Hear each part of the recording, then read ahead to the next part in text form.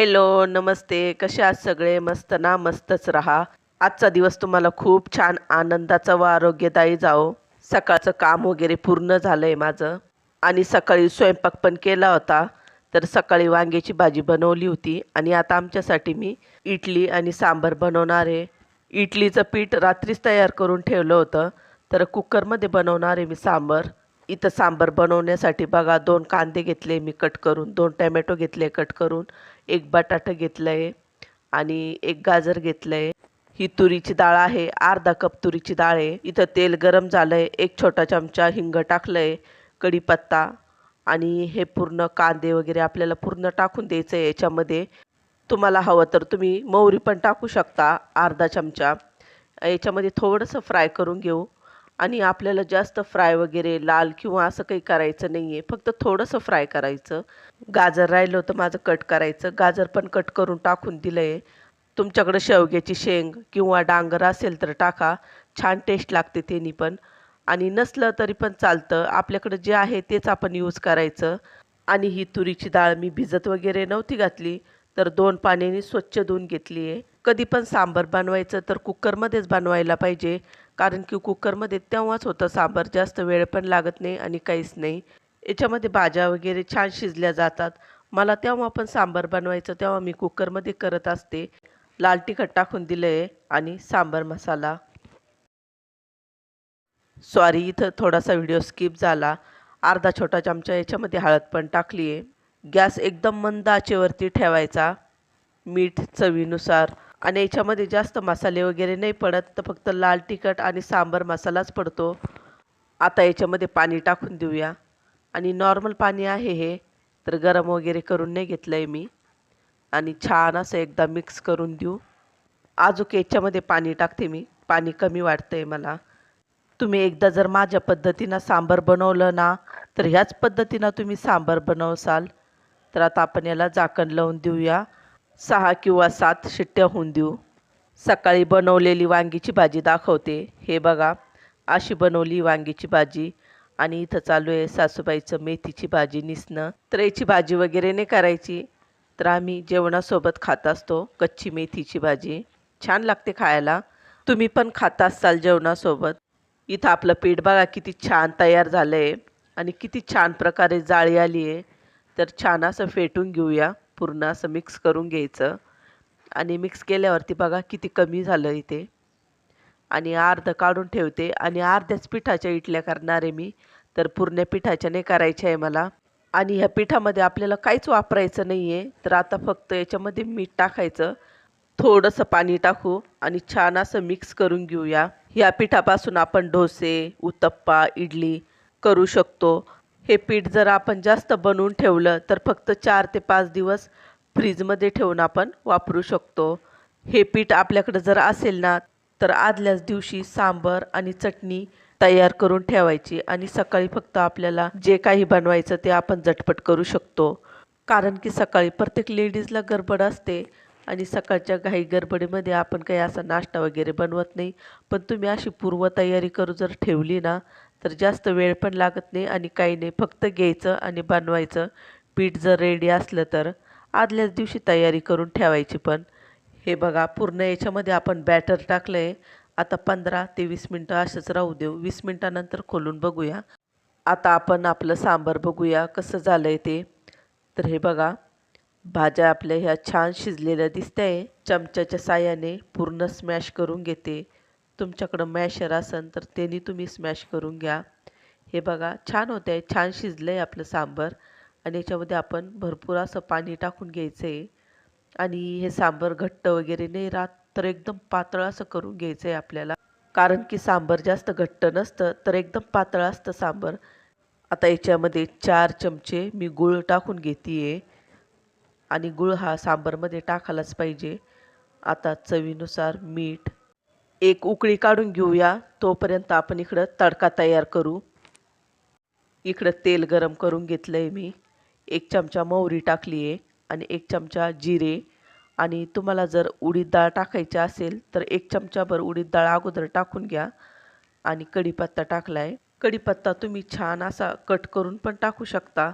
4-5 लाल मिरच्या आणि हिंग टाकलं आहे एक छोटा चमचा टाकलाय हिंग, याच्यामध्ये लाल तिखट टाकले, डबल टाकले मी लाल तिखट.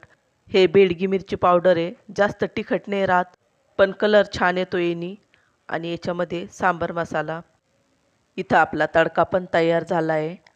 इकडं सांबरला पण एक उकळी काढून घेतली आहे. आता मी गॅस बंद करून टाकला आहे आणि आता आपल्याला काहीच करायचं नाही. झालं आता आपलं सांबर, हे बघा. आणि तुम्हाला हवं तर तुम्ही अजून थोडंसं पाणी याच्यामध्ये टाकू शकता, पण मी जास्त पातळ पण नाही आहे आणि जास्त घट्ट पण नाही आहे. हॉटेलमध्ये मिळतं त्याच पद्धतीचं सांबर रेडी झालं आहे आपलं. आणि इकडं बघा, इडली पण आपली मस्त अशी तयार झाली आहे. एका गॅसवरती मी सांबर बनवून घेतलं आणि एका शेगडीवरती इडली. तर बघा किती पांढरी शुभ्र इडली झाली आहे आपली. इडली बाहेर काढल्यावरती लगेच काढायला नाही घ्यायची, ही वाफ जाऊ द्यायची आणि नंतर इडली काढायला घ्यायची. हे बघा सहज निघते आणि किती छान झाली आपली इडली, एकदम जाळीदार झाली आहे. ही इडली काढून घेते आणि परत दुसरी बॅच टाकून देते मी याच्यामध्ये. तर हे बघा किती छान निघत आहे आपल्या इडल्या आणि किती पांढऱ्या शुभ्र झाल्या आहेत ते. हे बघा इथं मी चटणी तयार करून घेतली आहे आणि हे आपलं सांबर. तर बघा सांबर कसं झालं आहे ते. चला तर आता मी टेस्ट वगैरे करून सांगते तुम्हाला कसं झालं आहे सांबर. अगोदर सगळ्यांना गरम गरम दिलं आणि आता मी बसले खाण्यासाठी. तर खूप छान झालं आहे सांबर. खरं तर तुम्ही पण माझ्या पद्धतीनं एकदा नक्की ट्राय करून बघा. खरं म्हणजे इडली मी फक्त दोघांसाठीच बनवली होती, कारण की मला वांग्याची भाजी चालत नव्हती खायला. कारण की मी कान चिटकून आले आणि ते गोंधन काढून आले ना, तर थोडी थोडी जखम झाली आहे कानाला. त्याच्यामुळे मी काही वांग्याची भाजी खाल्ली नाही आणि मला सांगितलं पण होतं वांग्याची भाजी नाही खायची कारण की खाज येते. त्याच्यामुळे दुसऱ्यांना टेस्ट करायला दिली तर त्यांनीच ताव मारून घेतला आहे आमच्या इडलीवरती. चला तर आता मी खाऊन वगैरे घेते आणि नंतर तुम्हाला भेटते. माझं गोंधन पण दाखवते मी कसं झालं आहे आणि माझे कान पण दाखवते. आता पाणी वगैरे पिऊन आता भांडे खूप मोठे पडलेले तर ते पण अगोदर घासून काढते. आणि बघा इथं भांडे वगैरे घासून घेतले आणि थोडं काही केलं का लगे किती जास्त भांडे पडून जातात. काम वगैरे पूर्ण आवरलंय आता. तर आता वाजले दुपारचे 1 वाजले आणि 1 वाजेपर्यंत माझं पूर्ण काम आवरून जातं. तर सगळ्यात अगोदर मी तुम्हाला माझं गोंधन दाखवते कसं झालं आहे ते. त्या दिवशी औषध लावून आले होते मी गोंधन काढण्याचं. तर हे बघा असं झालं आहे. आणि पहिली खपली आली होती ती पडून गेली, आता ही दुसरी खपली आली आहे. तर त्रास तर काहीच नाही आहे मला याचा. आणि ते ही खपली पाडल्यावरती पूर्ण गोंधन माझं निघून जाईल. आणि हे बघा हे कान पण असे झाले आणि याचा मला बिलकुल त्रास नाही आहे, काहीच त्रास नाही आहे. हे बघा हा पण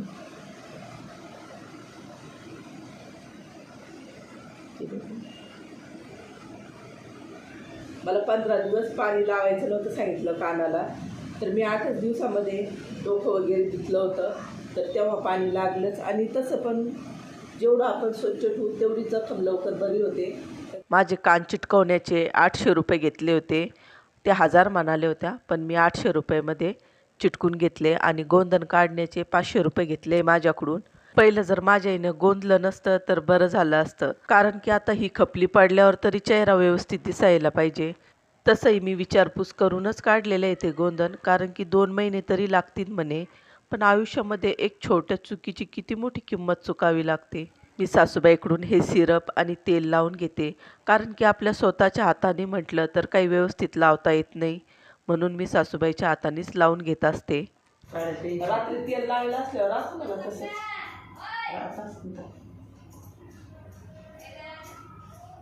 बाटल्या मागितल्या त्या 350 रुपयाच्या 5 का 6 बाटल्या आल्या रोज द्यायचे त्याच्यामध्ये. नाही ते नाही सक्सेस. मग मला वाटतं या महिन्यात आता शिवरात्र राहील. आज 1 तारीख आहे ना. हा किती तारखेला म्हणे ते किती उंच मला वाटतं 23 तारखेला काय. हा असंच ना मला अजून होळी यायची. लय ऊन लागू लागलं आता असं बाहेर गेली चटके बसते. सकाळी सकाळी आकळलं राहतं पण सकाळी राहता आला दोन्ही थंडी बी वाजते. मग सकाळी सकाळी दुपार ऊन पडत.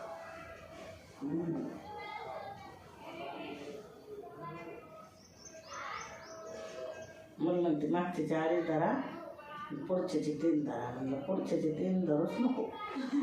मग उद्या चालून मला मग पुढंच राहते. म्हणलं मागचे सर सगळं ते मागचं तुमचं काय ते मागचे 3 ना पुढचे 2.5 ना. तुम्हाला वाटत असन ही पलंगावरतीच केस करतीये, पण तसं काही नाही. तर मी अगोदर तेल लावल्यावरती केस बाहेर विचरून आले होते, पूर्ण मोकळे केले होते केस. पुढची 3 ना मागची 2.5 ना ती म्हणे का? हां म्हणजे तसं नाही ते मागचे 3चे 3 ना पुढचे 2.5 नाही. पुढं नसेल तर जरी हे झाले पुढचे पैसे घेतलेला मग 3 द्या.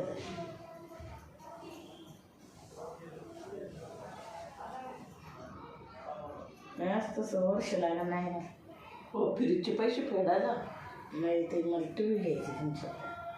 टी व्ही पहिले पुरात एवढी मोठी पुढे 25,000 द्यायचे कसं. दुसरं केवढं देते केवढं नाही आपल्याला काय माहिती. नाही टीव्ही स्वस्त झाल्या ना आता. स्वस्त झालं आता बारी सिस्टम निघले टीव्ही मध्ये. असं का? मग पाव एवढा आहे. फक्त एवढा आहे का ह्या आता जड आहे आणि त्यात पतले म्हणजे हे राहतं हलक्या राहतं त्या. पोचता येत नाही म्हणते बरं झालं नसतं झालं. नाही इतके बी नाजूक थोडीच राहते. माने बाय पुस्तक कसे आहे ना कुठून जाते का पुस्तक ना खा हलका खास